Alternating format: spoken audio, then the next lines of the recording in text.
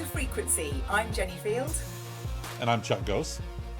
Frequency is your go-to for real talk about comms, culture, and employee experience, beyond the buzzwords and straight to what matters.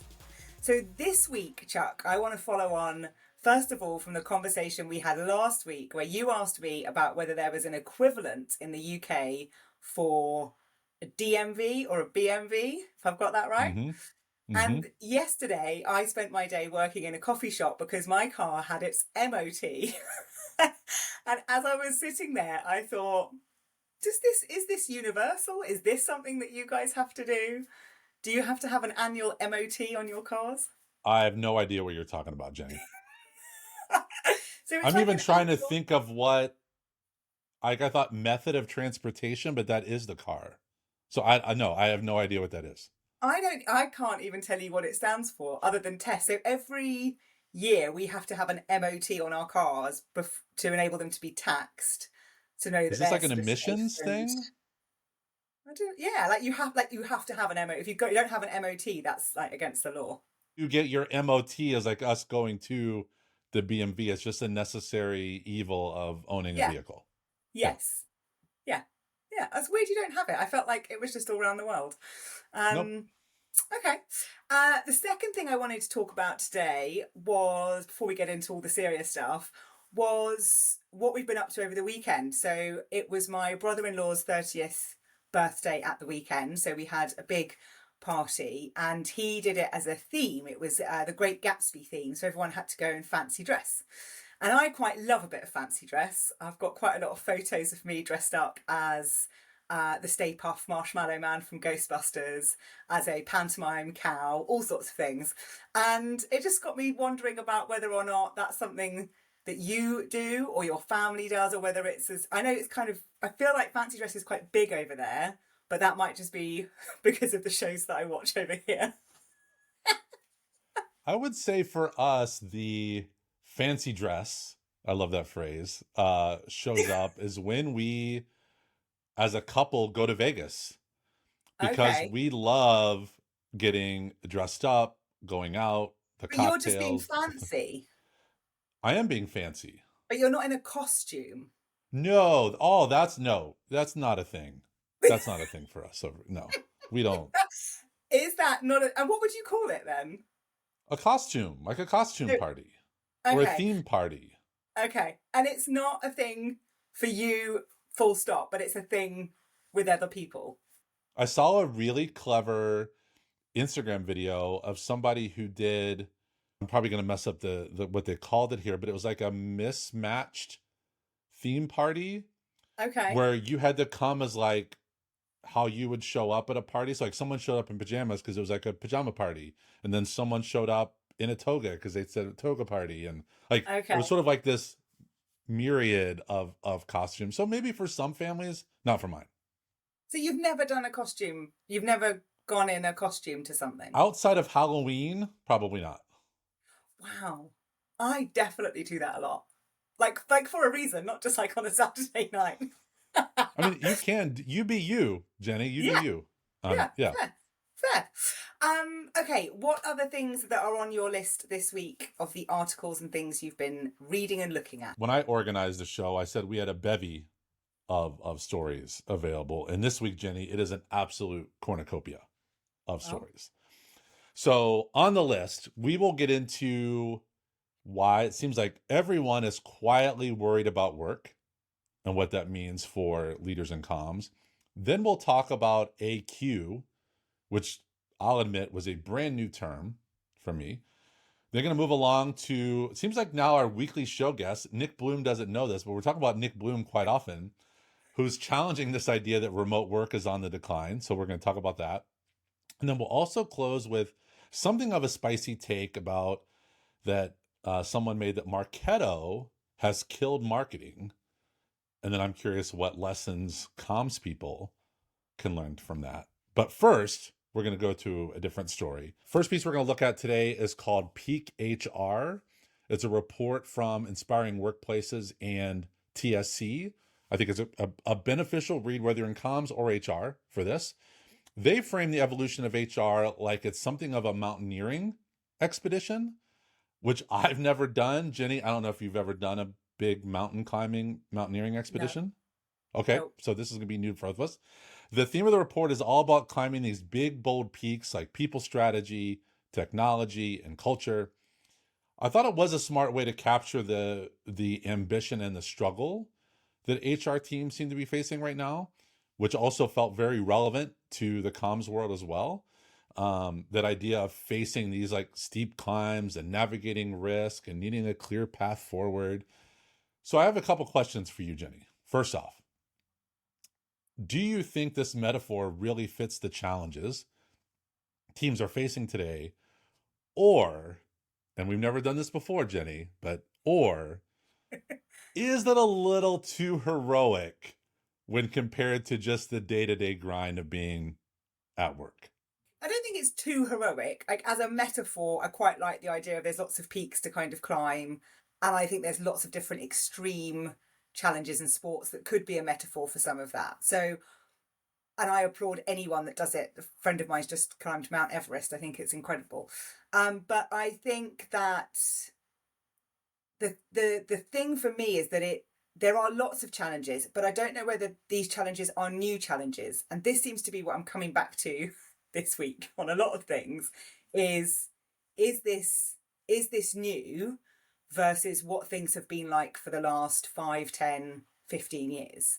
Like it doesn't feel like those sort of big peaks of people strategy, technology and culture are very specifically different to kind of what the challenges have been for the last 10, 15 years. So I think that was my take on it. So I'm with you. It's a good read, and I think it's really nice to bring the conversations from roundtables into a report from different experts, because I think we think that's quite helpful to kind of get that in a report.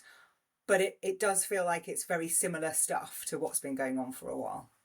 Yeah, I don't know that maybe they felt like they were breaking new ground. And your point talking about Mount Everest, like Mount Everest has been there forever and people True. still trying to climb it. So it's there. Though I've heard apparently there's an effort to tell people to just stop trying to climb it. Like just Leave it stop alone. because it's just bad. Anyway, but one of the key peaks that came up was about aligning people strategy with business strategy, which again, nothing new, but I think is that climb that so many people are going Mhm. for.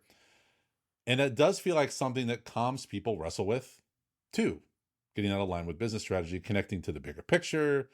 So where do you think organizations get this right? And where do you see them missing the mark when it comes to aligning with strategy? It's still such a conversation, and I had this conversation with people what feels like about 5 times in the last week around if you want to be seen as more strategic, it's about aligning your work to the organizational strategy. So it's about pulling those two things together. I've also had conversations about how we get this wrong and where it goes wrong. And there's a quote in the report which really nailed it for me, which sort of sparked that it's this thinking that I think doesn't help. And it was a quote where it was saying, go with data because that always works. That's me paraphrasing. It doesn't kind of say that, but that's the essence of it. And I hear that a lot. Like, if you go with data, that's what's going to work. Go with data, that'll work. And I've done that, right? I've gone with data and it didn't work. So I think that's where we get it wrong is we feel like the solution to this problem is more measurement, more metrics, more data, when actually that's not always the answer. And we work just like HR, we are working in a very human element of work, which makes it very hard to measure because you're looking at behaviors and what people are doing.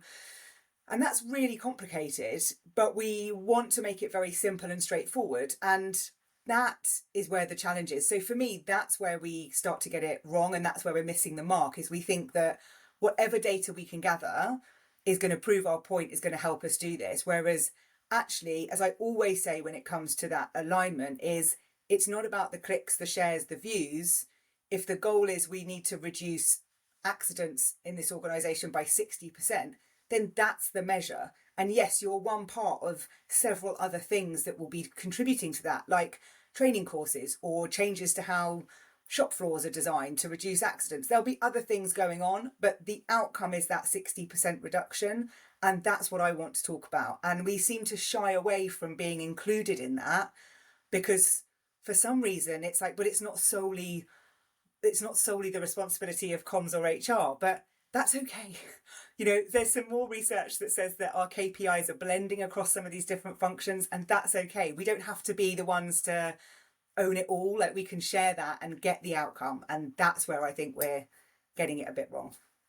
Yeah, as we've said on past episodes, you can pretty much get the data to say whatever you want. We've done that to each other on the show, actually We getting the have. data We have. to prove our Yeah. point. And so we know that more data isn't necessarily better data. In fact, it can actually add more confusion to it. I think the challenge here, going back to our strategy spice and change spice from before, I think because the business strategy is changing all the time, your aim is always switching. You're not Yeah. able to stay on a clear path. So we go back to our mountaineering thing, which I am no expert on whatsoever, but all of a sudden a big storm comes in, your strategy changes, and therefore Yes. then aligning with that changes. So all of that is part of it. So it's a moving target, I guess, is Yeah. my point with this. So you Yeah. can work to align, but you have to be ready to realign at any point in time. Yeah. And actually, I really liked your point you said when I was talking about Mount Everest, and you were like, it's always been there. And lots of people try to, like any other thing, like lots of places, right? They've been there for a long time. People still want to go and explore and climb them. So this analogy about kind of the peaks that are always there, maybe it's more about how we need to your point, adapt and align and have that flexibility to be able to navigate that no matter what happens as you're trying to resolve it.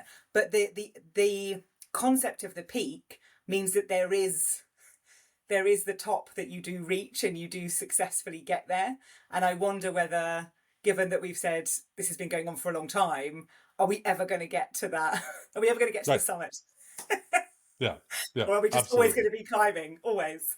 Always. All right, let's move along to our second piece. We're going to be digging into this article from a Substack entitled "Everyone I Know is Worried About Work." And again, to those listening or watching, all of these links are going to be in the show notes.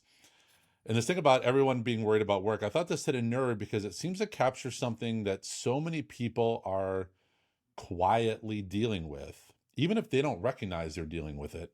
This kind of persistent hum of anxiety about work.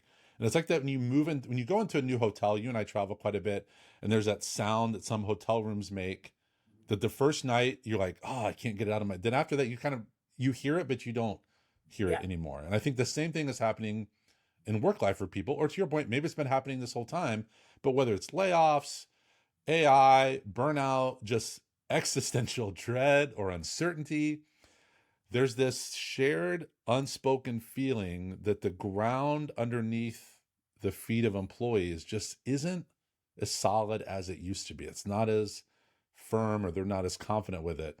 So this article paints a picture of everyone looking fine on the surface, or you look at LinkedIn posts and everybody's killing it, everybody's slaying it, but they're panicking underneath on the inside. So Jenni, I'm curious, in your work with organizations, how often do you see that disconnect between what leaders might be seeing and what leaders might be saying versus what employees are feeling and what's really going on? I don't know that it's just leaders and employees. I think that disconnect could be happening in different teams, different functions, different industries, different parts of the world.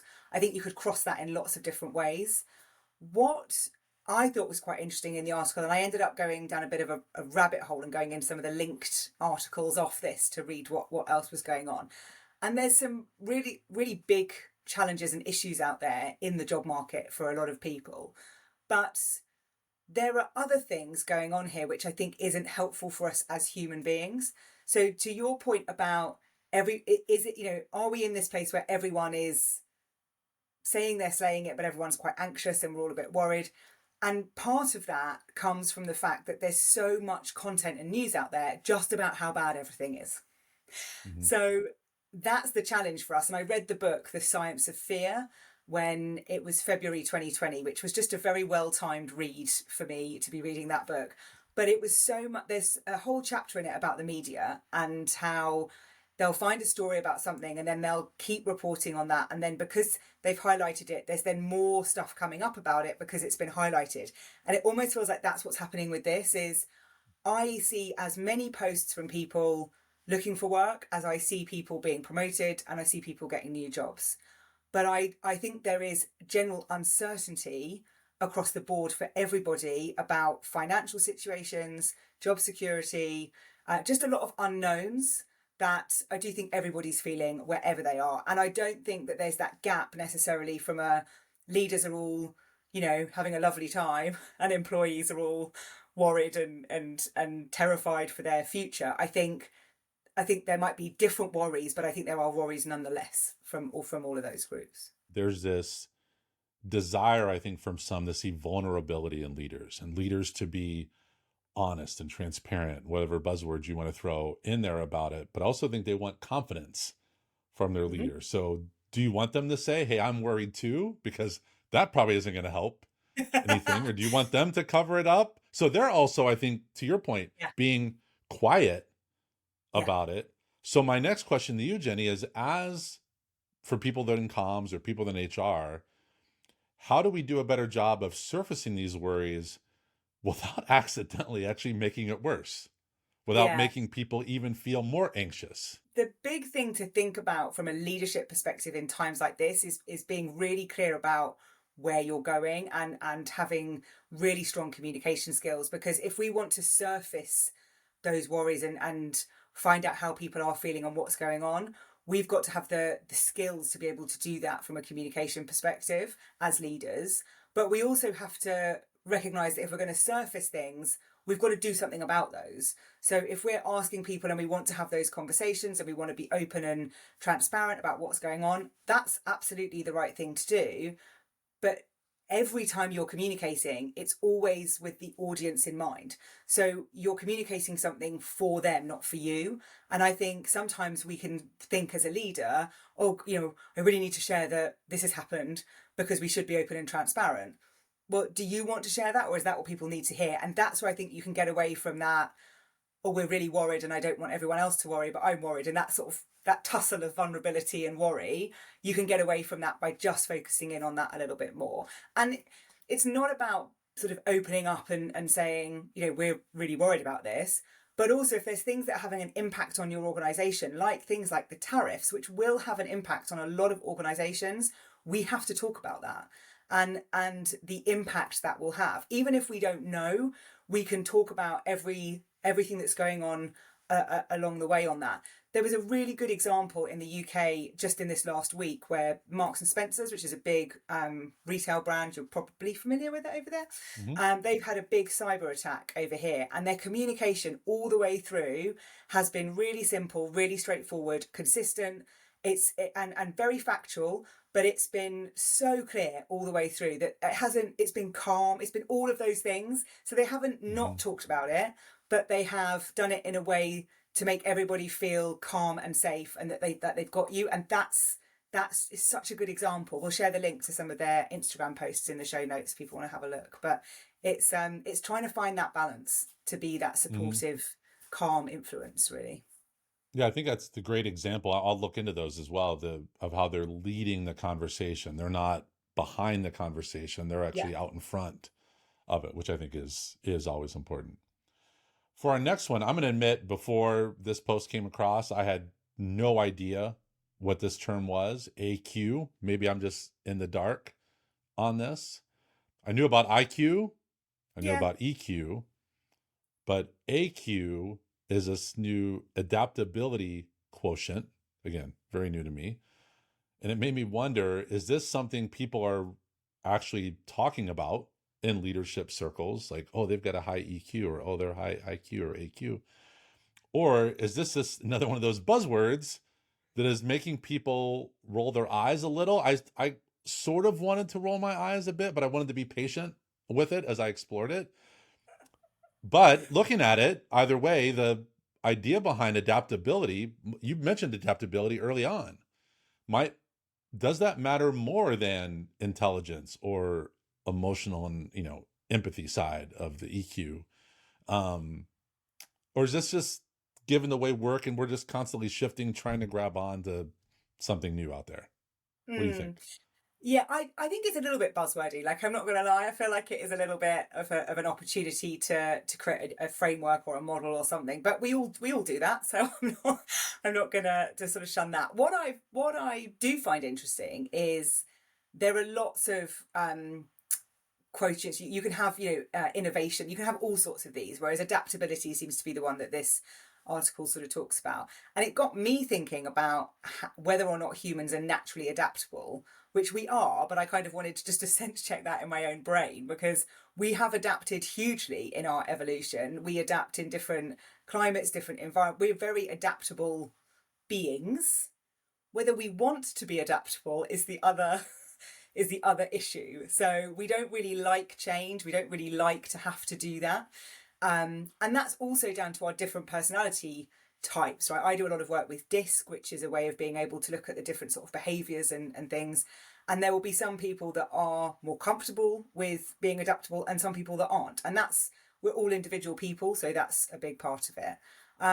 But it does, I'm with you on the buzzwordy thing, but I think it's a conversation that needs to be had around, in the current climate and with the change fatigue and all of the stuff that we've got going on, we have to be able to be adaptable. And when I think about being adaptable, I immediately think about resilience and the mental resilience training that we did during the pandemic, and all of that stuff about being adaptable, moving with like water through the rocks and all of that stuff. And it feels like that sort of resilience, adaptability can all be bundled into that same sort of bucket for me a little bit, which some people really don't like in terms of like resilience at work, and some people are really comfortable with. But I think we have to be. I think we have to be able to change. To your point earlier on the peak and climbing the mountain, you have to be adaptable to climb it depending on what's going on. I actually liked it. I'm glad I held back on the eye roll as I spent more time looking into it, because when I looked, I was thinking about this from a leadership standpoint. We've all worked for leaders who are very high IQ, Mm-hmm. but have zero connection to people. And then we see some people who have very high EQ, but grind their way through. Not say they have a low IQ, but it's a different level. And then we've worked for those leaders who do adapt so quickly, more than others. Mm. And so I like that there's this other component to it. But I'm here to announce, Jenny, that I've invented a new one today. Okay. I'm calling it the GQ, which is the gut quotient, which Okay. is those people that just in their gut, they just have a feeling. So we're going to start a new buzzword. Are you a high GQ? Are you a high AQ? Okay. EQ, whatever. I like it because if it allows someone to feel like, okay, this is my strength, this is an area I can excel in, that I think that little nudge and encouragement, I think is Yeah. good for leaders. Yeah. And I like It made me think of the magazine GQ, which I don't know if you had Of over there. course. Okay, good. Just checking it was a global reference, as we've talked about so many things that aren't, like fancy dress. Um, and the other thing I just had a thought then, and now it's gone out of my head. Oh, it was when you said about kind of leaders and stuff, and I just thought, I know I'm someone that's just written a book about how to be more credible as a leader and be someone they follow, but part of the reason for writing that book was because there are so many buzzwords out there, and I just feel like there's so much pressure on leaders to add more things and do more things. And that's why I started to look at, are we just naturally adaptable anyway, but we just don't like to be? And I think that's where I just don't want to layer more and more on to leaders to have to think about something else when they're already trying to do so much. All right, we're going to go move on to the next one around hybrid work. And apparently hybrid has won. Jenny, I don't know if you saw the standings or the awards medal ceremony, but hybrid work has won. We've talked about Stanford professor Nick Bloom on previous episode, or maybe even episodes. I want to bring him back into the mix because he posted something recently, caught my eye, and I'll follow him on LinkedIn because I like seeing stuff that he's sharing on there. In it, he pushes back on the idea that work from home is over. We're, as a society, we're always looking to kill things off, like something is dead, something is gone. I think, again, this whole work from home is over. But he does have some data to back it up. I'm going to read some of this data. According to Nick, in the US, about 28% of full work days are still being done remotely. And that number, this is the more interesting part, not the percentage, but the number has been basically flat for the last 2 years. Now, something we've talked about in the past, not everybody has the ability to work from home for their job, but for those that do, it has seemingly basically stayed the same. He also points out that trends like return to office mandates, while they grab headlines, going back to our media comment, it gets a lot of attention, but in reality, remote and hybrid work are now just a stable part of who we are, not a pandemic area blip. So I thought it was an important reminder that sometimes those loudest narratives out there aren't the most accurate, and that leaders and communicators need to stay anchored in what's actually happening and not what's trending out there. So my question to you, Jenni, is do you think as comms leaders or HR leaders, there's this natural tendency to overcorrect based on what they're hearing and seeing other companies do, like rushing to declare remote work is over just because it's trendy? I think you can go one way or the other, can't you? You can either sort of really overcorrect and think, oh, we must do this because everyone else is, or let's just wait and see what happens and not do anything. And I don't know that there's a huge middle ground. And I think that middle ground where people have made a decision is quite noisy. I think the data from Nick is brilliant because it really helps understand the reality of what's going on rather than just, what people are talking about. And there's a great quote in his LinkedIn post where he says, stories and anecdotes tend to circulate when they're interesting, shocking, or funny. Real data is typically boring but true. And it just made me laugh as I was reading it because I thought it's spot on. So I think that need to overcorrect. I don't know that people are overcorrecting. I think people are just a bit worried about the impact and what will happen if they put a stake in the ground. I think some people are a bit scared about what's going to happen. What I find quite fascinating about this whole discussion is I worked in an organisation up until 8 years ago when I started my business, and I was working in a hybrid way before it had a name. It didn't have a name, but I was in the office probably 3 days a week. I was working at home one other day, maybe two, or I'd be in a different location. It didn't have a name. And that meant that some of the infrastructure wasn't there to be able to manage that. Like you'd sort of do laps of the office twice and then realise somebody wasn't there. But it was hybrid. And I'd been doing that. So that was 8 years ago. And I'd been doing that for probably about 5-6 years. It was as soon as I went to work in London, which is about an hour and a half commute for me each way, I was working from home probably 1 day a week. So maybe I was just lucky with the culture and the boss that I had. But I think that this sort of over inflation of it and this and all of this stuff around it, I just think is sometimes just a lot of noise, to his point, where actually the data is we're kind of doing maybe what some people have been doing for decades already. Mm-hmm. I think that I would describe maybe the rank and file employee, there isn't an overcorrection, but I do feel that the higher up in the organization, there seems to be an over-indexing or an overcorrection on when they see. It seems like this happened when one big company announces they're going back, then the next day another big company announces that they're going back, and the CEO has a big statement, and then another day later another CEO is like, "Yep, we are too," and they're worried about standing out and falling behind or being seen as weak. And so I do think there seems to be a little bit of an overcorrection from some, but not all. And I think again that's where it goes back to the data.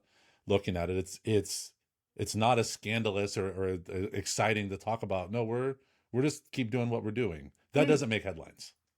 And you're right. Someone sort of has to go first to kind of give that permission for everyone else to make that decision. I always wonder how many of the CEOs in the same industries are having all these conversations together anyway to sort of discuss how's it working, what's happening, or whether they don't talk to each other at all. I've got no idea. But I do think there is a learning from each other and still trying to figure out what work looks like today. And I know we had a bit of back and forth in our WhatsApp, and I was like, I need to go and think about this. I feel like there's more going on around this RTO mandate, this hybrid. I think there's more underneath this, and I haven't had the time yet to kind of work that through, but I feel like there's just something else going on, and I need to for my own sanity try and figure it out. But yeah, it feels messy and complicated, and I feel like it shouldn't be. So I'm trying to figure that out a little bit. And I think that maybe points to people just feeling a bit uneasy at work because they don't know which way the wind's going to blow that day and shift perception. We're going to wrap this up with, we talked about things dying and ending, apparently, Jenni, Marketo has killed marketing. It's done. It's dead. Over. Murdered. This is the last piece I want to bring up. It is from Shannon Pham. It was a post on LinkedIn, and the headline alone grabbed me. Again, following along with headlines here. It does work. It's obviously a little tongue-in-cheek, but I think the point is serious. And she argues that automation platforms like a Marketo or a HubSpot or a Pardot, they've pushed marketing. They've changed marketing. It's pushed it into more of like about volume and some of these vanity metrics or data, and less about human connection. And when I read that, I was like, ooh, I wonder what this is going to mean for comms, because there it's all about automating emails and scoring leads and tracking clicks. But somewhere along the way, she feels they've lost the art of storytelling and relationship building. And so when I read it, I thought, man, is internal comms falling in to the same trap of feeling like, how can we automate? What sort of metrics can we get without thinking about what are we here to do? So Jenni, do you think, is internal comms at the risk of the same thing, relying too much on efficiency and data and then losing some of that human touch? Yes.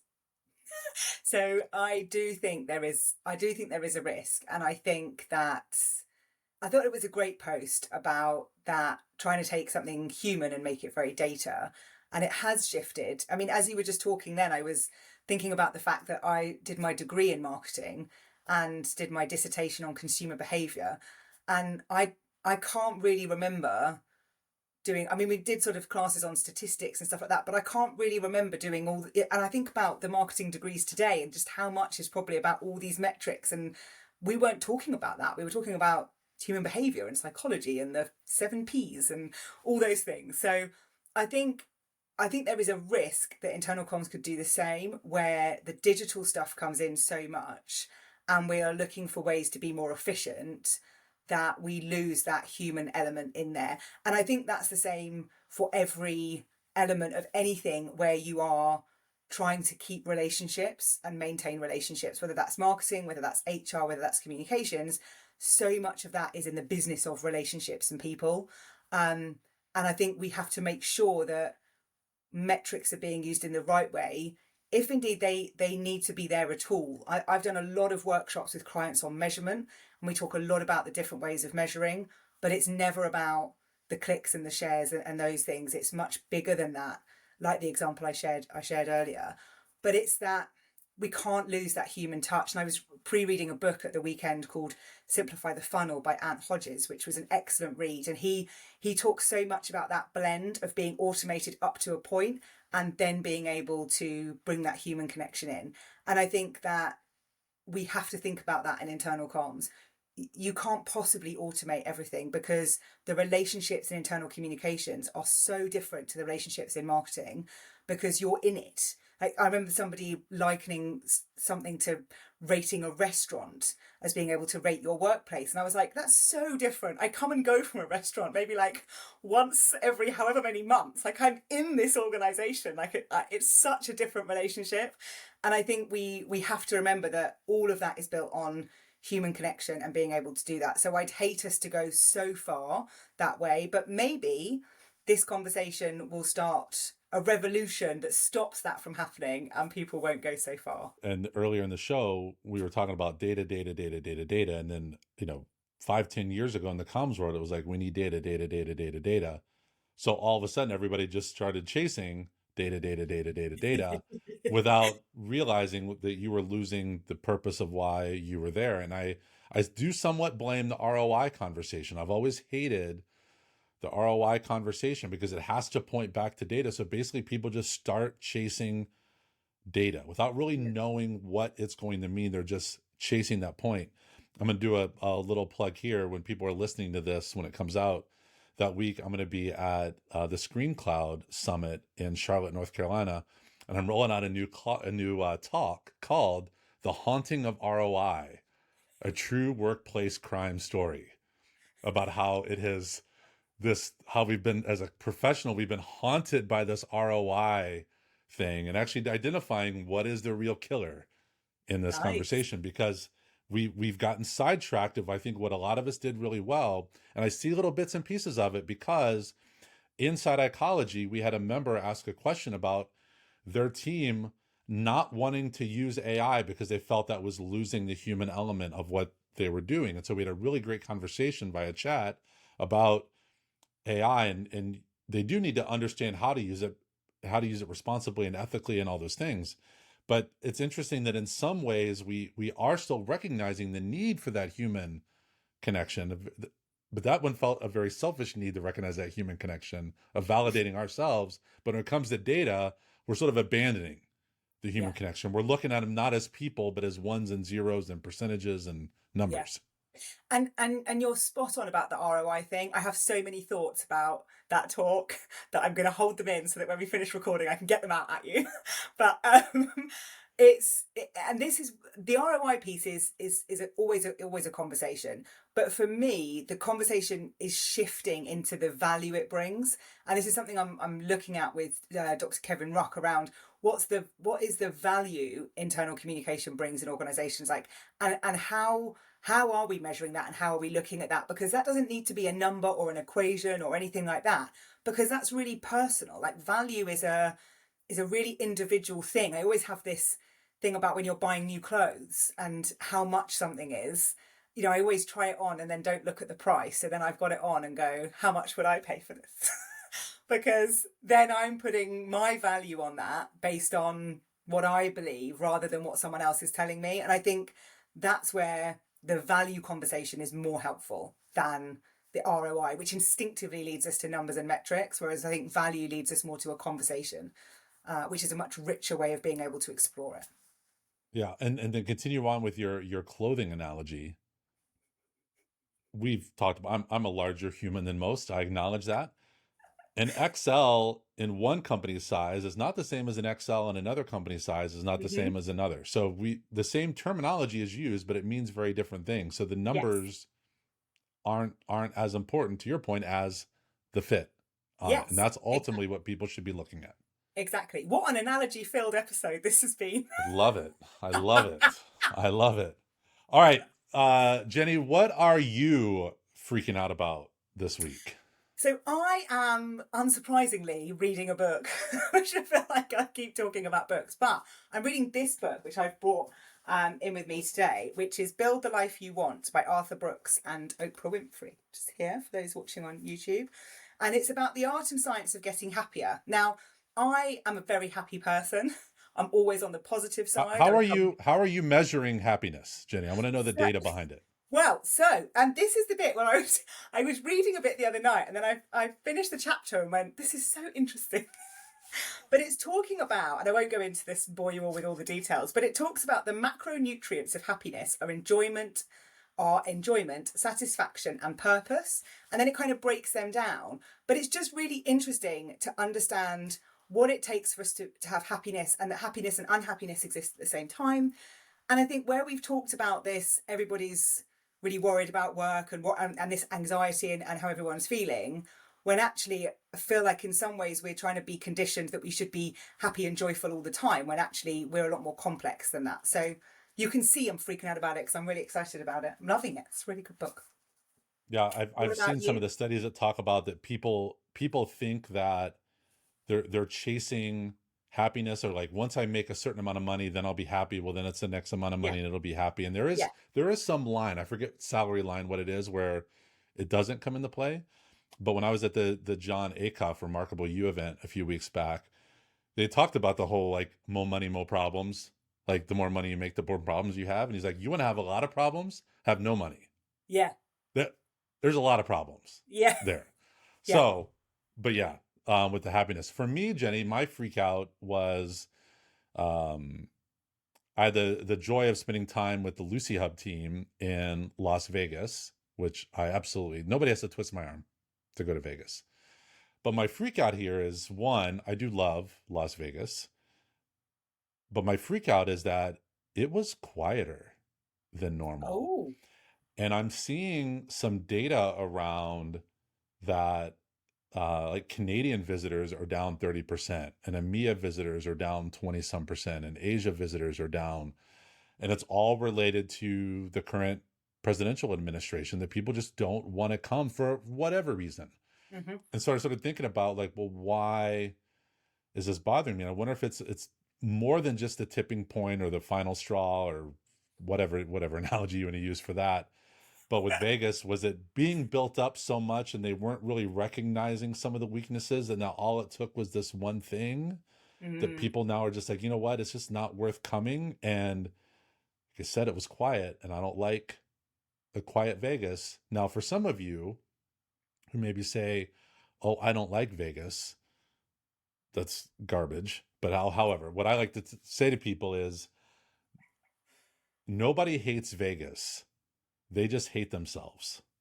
And Oh, so my plea to everyone is we still have to live a life out here. We still have to travel. We've talked about some of our concerns about international travel that we would not have yeah. had before.